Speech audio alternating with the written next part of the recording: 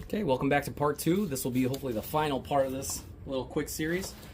So, where I stopped last is I was getting a puller to basically just pull off the pulley. It does have a piece in there where it's basically holding it on. I forgot the name of it. I can't. If I remember, I'll put it in the video. But what I'll do next is I applied a puller to it. So I just have to basically, essentially just get it on there.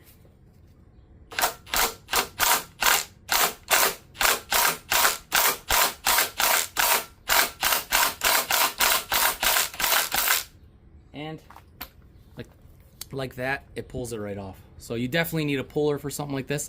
I remember I got this puller a while back. It is I believe it's an Amazon type, but this puller is actually I don't use it necessarily often, but from time to time I do use it, so it is coming in handy. Yeah, I could recommend something like this. If you go on Amazon, they're not that expensive, the pullers, especially if you like to deal with this kind of stuff. You're gonna run across sometimes some things that need a puller. Like, you know, I hit it with the hammer a little bit, but in all honesty, it just kept getting stuck or wedged. You can see, like right there, it there's a keyway that's basically stuck in there. So yeah, so I eventually did get it off there. So what I'll have to do next is just get the actual other piece off of the pulley. Then I can just leave it to the side. So no biggie though. It's just on there for a second here. Got wedged in perfectly, of course.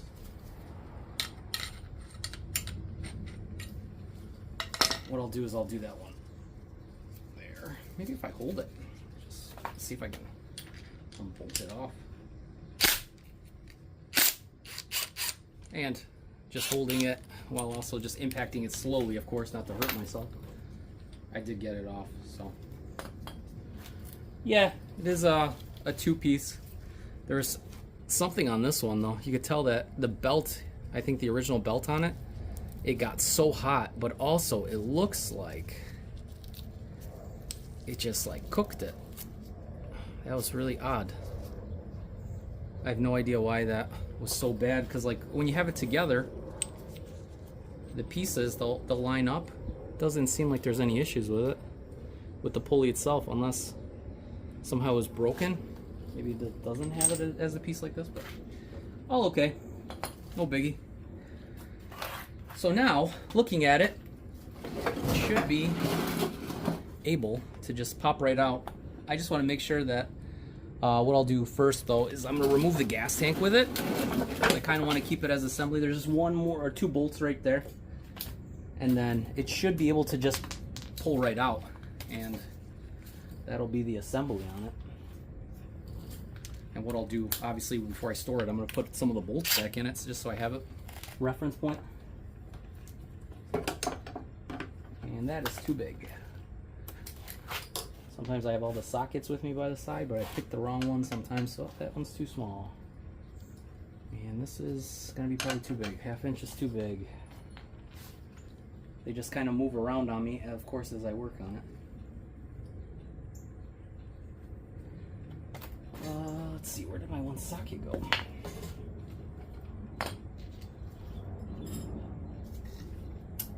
I'm just looking for, I think I'm missing a 3/8. Is it the 3/8? No, it's not 3/8. You know what? Maybe I didn't even pull it out.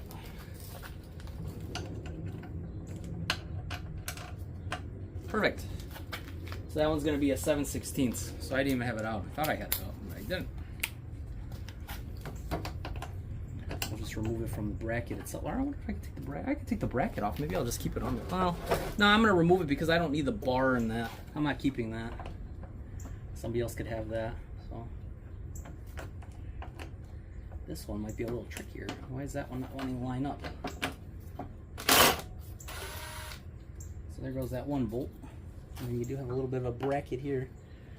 So hopefully I can somehow angle this in. And the clearance is very small. Yeah, it doesn't even want to fit on there. That is odd. Let me try a 1/4 inch 7/16 with a extension piece. Luckily these bolts are small, so it shouldn't be that bad.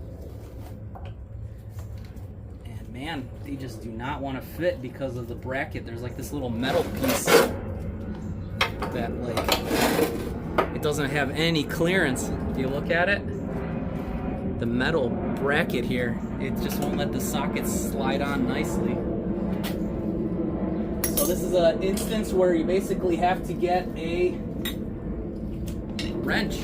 Just do a wrench. A little small. Maybe it's this one. I'm seeing if I can angle it. Of course I'll angle it off. Oh, that one's too big. Way too big. Let me try that one more time. Maybe I didn't have it angled right. Okay, that is the right size. So it is a 7/16. Of course it's a 7/16 because that's what I use for the impact. So it's just angling it and then just loosening it. And I'm pretty sure they have probably a socket or something that's like a thin wall, maybe, but there's like really no clearance. So this one you would have to legitimately do by wrench of some sort, of course. Maybe if you have a strong pair of pliers, it would work too, but if it's rusty, might have an issue. But let's see if we can just wiggle it off now. And once you get it unbolted, it'll just start loosening up by finger. And there it goes. Pops right off. Alright, put that to the side. Now, we will see if it falls or comes out one piece. Obviously, I can just move. Hopefully, I don't have to. Okay, well, I might have to move that piece just to get the gas tank, or I could just unbolt the gas tank and pull it out from underneath. Maybe that's what I'll do, just so I don't have to disconnect too much more stuff. It's just a one clamp underneath. Pull it. Shouldn't be that much fuel in here. I mean, there'll probably be a little bit, but not too much. And of course, this is being careful not to break the bottom piece inside the actual tank.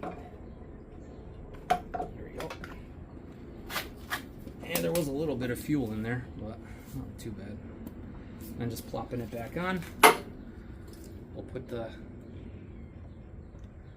the actual clamp back on it just to secure it all.